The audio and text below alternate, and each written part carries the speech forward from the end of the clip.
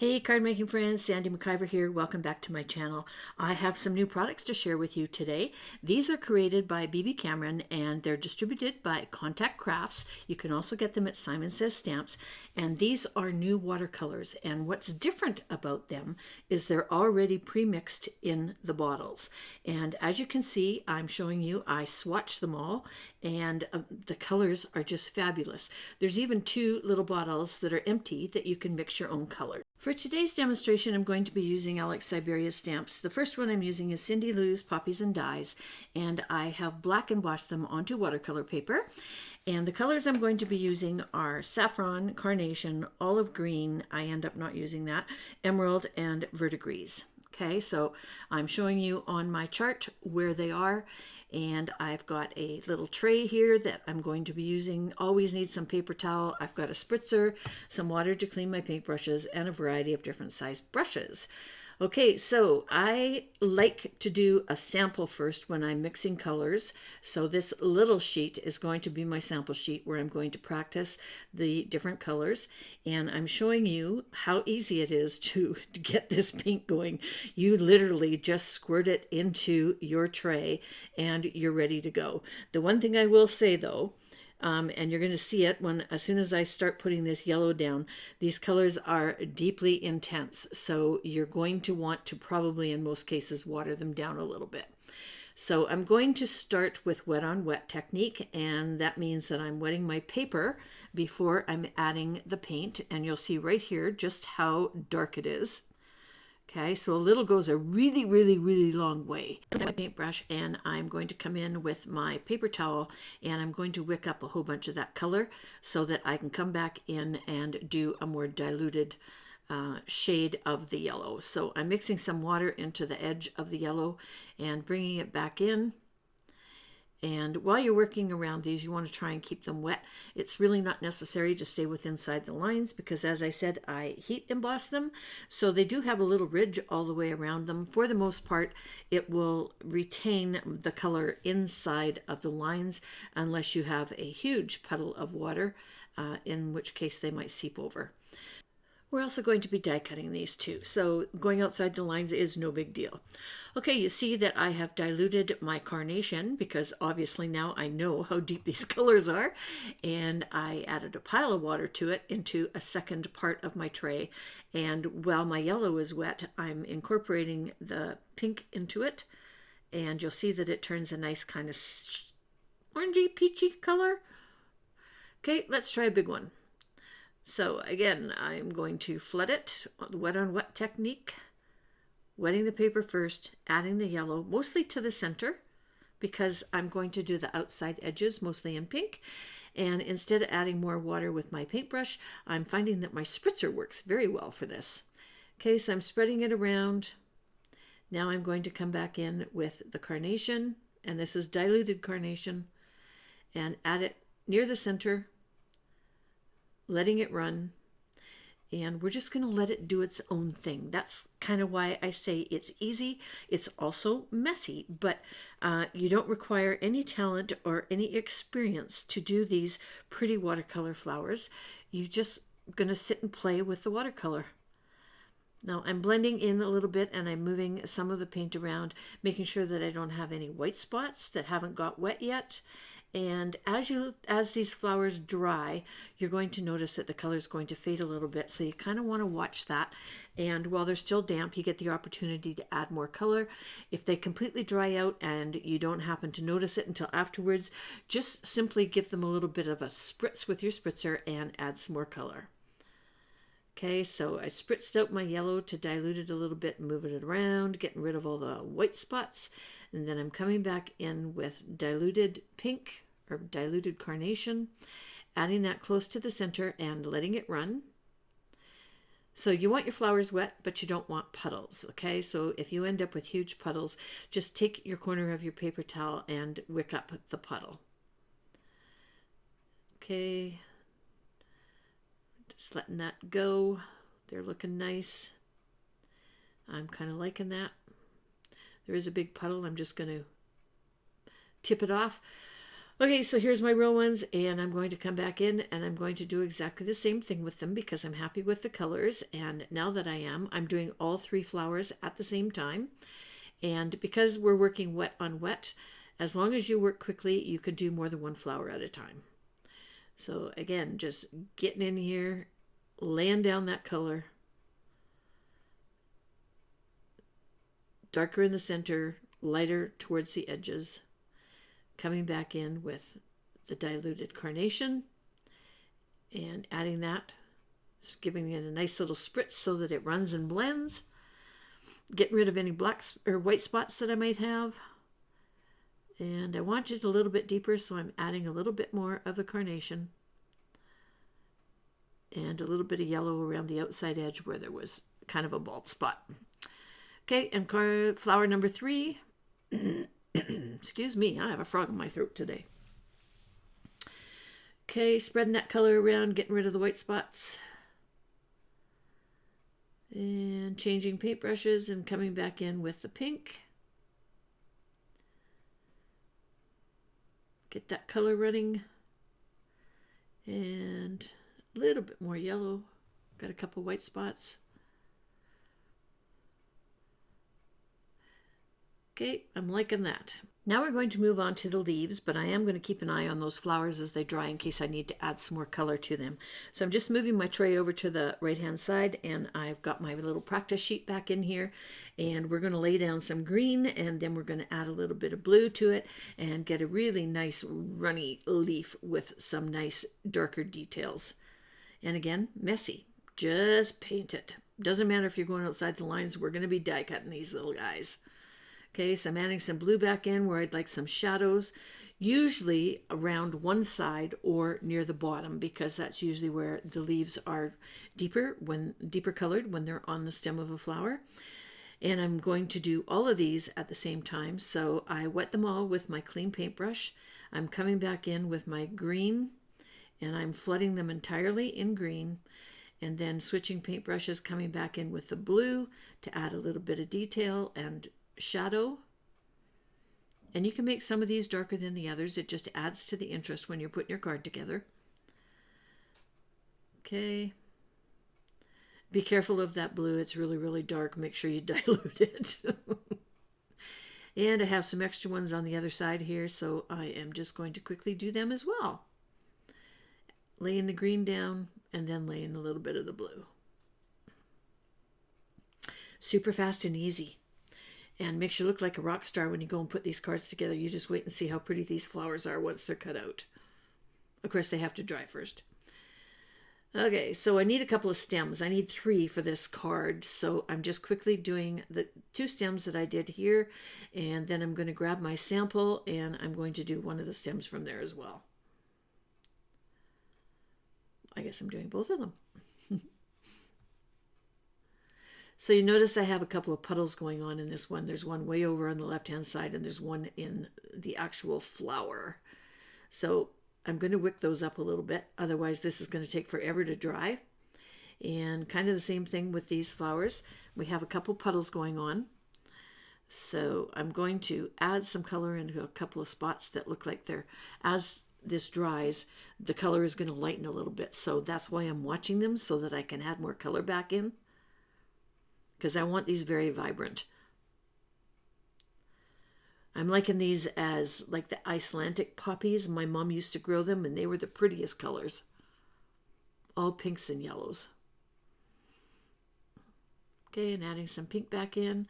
And I'm trying to go down the edges of the leaves on that one that's almost, or the petals on that one that's almost closed to add some shadow to it. And then this one, okay. These have turned quite yellow and very light. So I'm going to first add some darker color back in. I'm going to spritz it a little bit because it did start to dry out. And I want the paint to blend in and run a little bit. So I'm adding the pink back into it. So basically this is your second layer of color because these are almost dry. So by coming back in and adding the color, you're wetting them again so that the ink will move around. And if you can't get it going, just spritz it like I just did.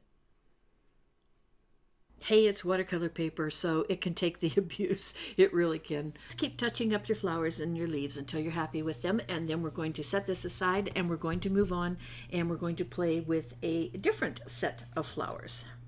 This is Alex Siberia's watercolor flowers and dies, and what I've done is I have stamped and gold embossed just the outline. This stamp set has a separate stamp that does the stamping, the color fill in, but I'm not going to be using it. I just want the outline so that we can paint them. Okay, so the process is going to start the same. We are going to wet down one of the flowers, and then this time we're going to add a huge amount of yellow, just dabbing to the center of the flower, and then we're going to add the pink around the outside, again diluting the pink because it's so deep. Okay, so then we're going to spritz it to let the color run, and just make sure that there's no white spots showing, and just let it blend together all by itself.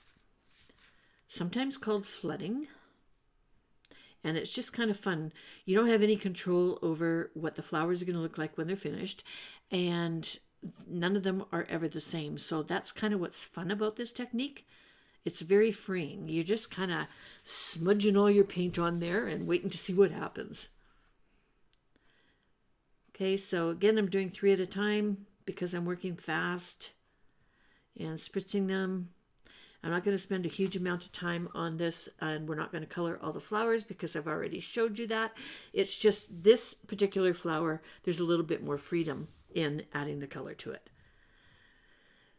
Okay, and again, you're going to watch them as they dry because they're going to lighten up a little bit, so you want to continue to add color to them, and you also want to wick up any of the big puddles. I'm just showing you, I've got a spot here that I'm not loving. It was drying really light, so I just wanted to pop back in there and add a little bit more yellow to it. You kind of have to go back and forth while these are drying. Okay, back to the leaves for the other set.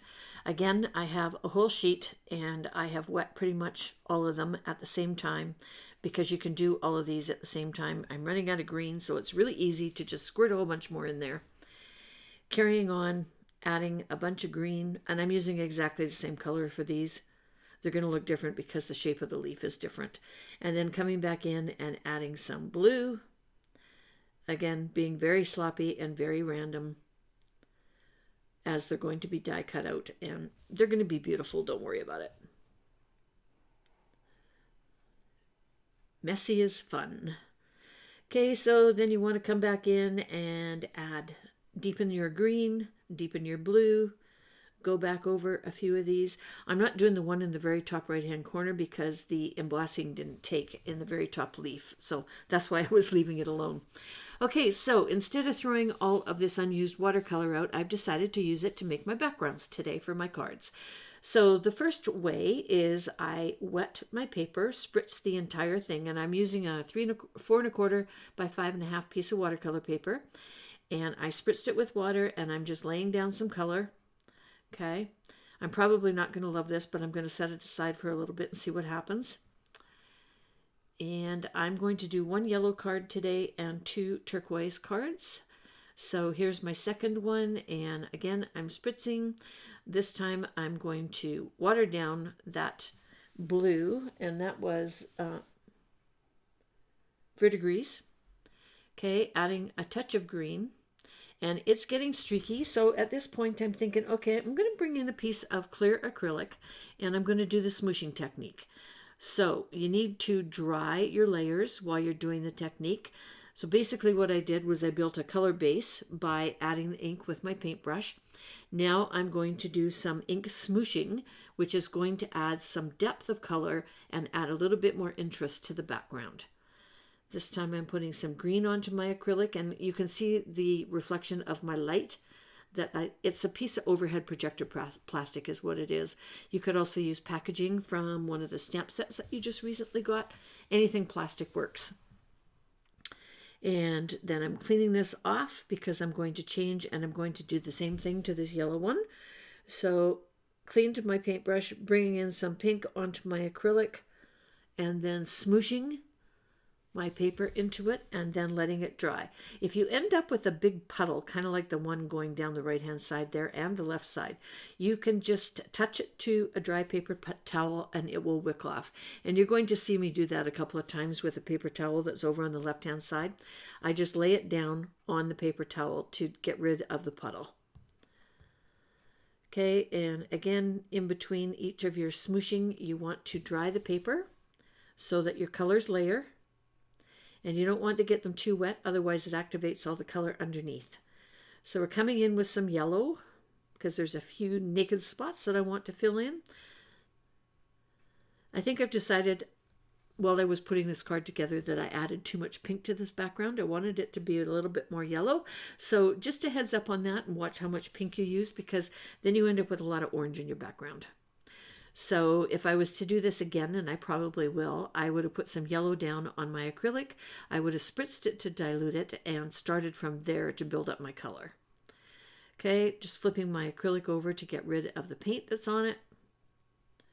And starting the third one. Again, spritzing. And I need a little bit more blue. I love how easy it is to add these colors. Great idea, BiBi. Okay, so diluting it, adding my base coat, cleaning up the mess on my acrylic. I'm going to dry it a little bit, and again, making sure the acrylic is clean and dry, adding a little bit of green, smooshing it around, and then smooshing my paper into it to start a second layer of color. And you just want to keep going and building up these colors until you're happy with the background. You can play with it for 5 minutes. I've played with some for 2 hours. It's just kind of fun. And if you have a snowy, cloudy afternoon like we have, it takes your mind off of it. Okay, adding some more blue. I'm getting almost happy with this one. Good. We're ready to move on. So I'm just cleaning that mess up, and here's all 3 of my backgrounds. Okay, I've been busy die cutting, and I am using my Spellbinders trays. I love these things for moving things around in my studio.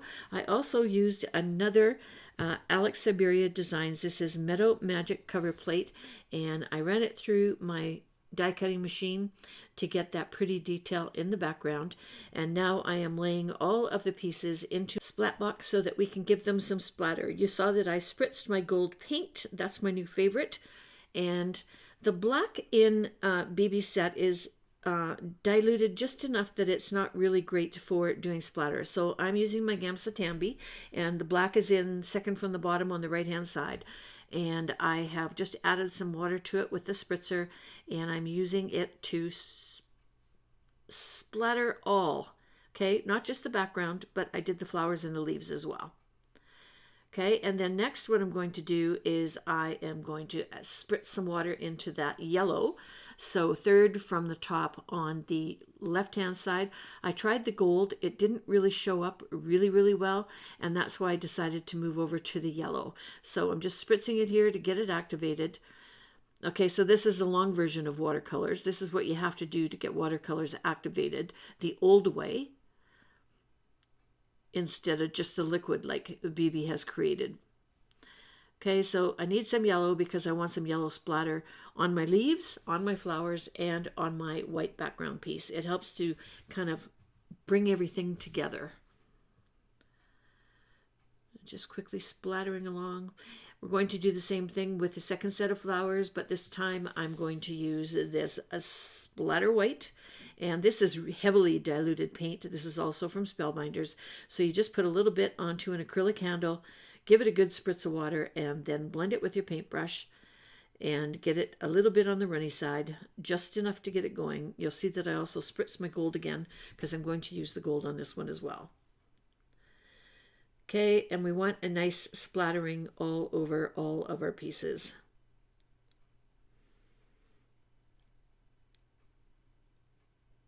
All right, I'm going to do the same thing with my backgrounds. I just laid them into my tray so I could do both of them at the same time, and they're really easy to wipe up because they're plastic. And then I'm going to add the same to the background of the yellow. And now we're moving on to the gold, and we're going to repeat. So while I was letting the backgrounds dry, I also die cut some of the leaves out of gold. And now what we're going to do is we are going to use some Altenew embossing paste and a Tim Holtz sparkle stencil. And we're going to add a little bit of background noise to our backgrounds. And I'm going to randomly add a bunch of this paste through the stencil so that we have a little bit more going on in the background, just more interest. And that's what's kind of fun about multimedia, is just kind of add whatever you feel like and see what happens. So far on our backgrounds, we've got layers and layers and layers of paint. Then we've got splatter, and now we have embossing paste as an overlay, and it's also in white. And some of the cases where the paper's not quite dry, or I get a little heavy with the embossing paste, the embossing paste will actually activate the watercolor that is underneath of it, and it turns it that color, which is kind of cool. Okay, and I store my embossing paste inside a Ziploc bag, just as you may have noticed. I've started laying down my pieces, and I put my stems on first and then snipped off the overhang.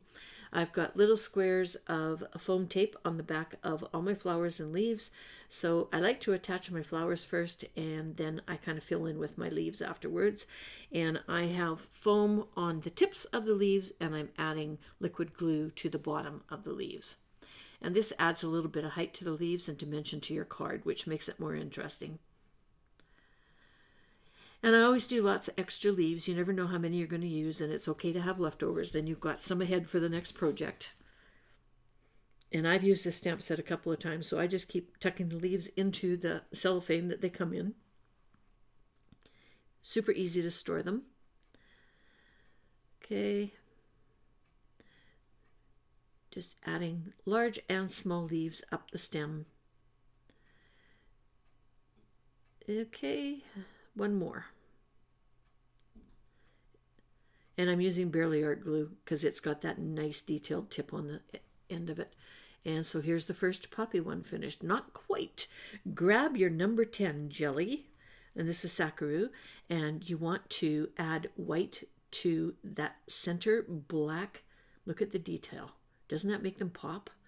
Okay, on to the next set of cards. I have finished all of these. So what you see, I added the flowers first, then I added the leaves, and I added some gold leaves. And I embellished with Spellbinders Gold Mix Color Essential Gems, and I added them all over. Isn't this pretty? Okay, now we need some sentiments on our cards. And BiBi's release also came with 3 stamp sets. The Good Stuff Inside, the Happy Mail, and then there's this very cool Alpha set. And she's also got some really cool stacking handles that you can put the clear mount stamps on to stamp. And the Alphas, you can actually spell something and then stamp it using the handles as well. I hope you enjoyed today's video and my messy and fun watercolor flower technique. And everything I used today is listed underneath this video. There's also a link over to my blog with a detailed list of everything that was used and where you can get the products. And I would like to thank BiBi and Contact Crafts for allowing me to play with their lovely products. Until next time, toodles!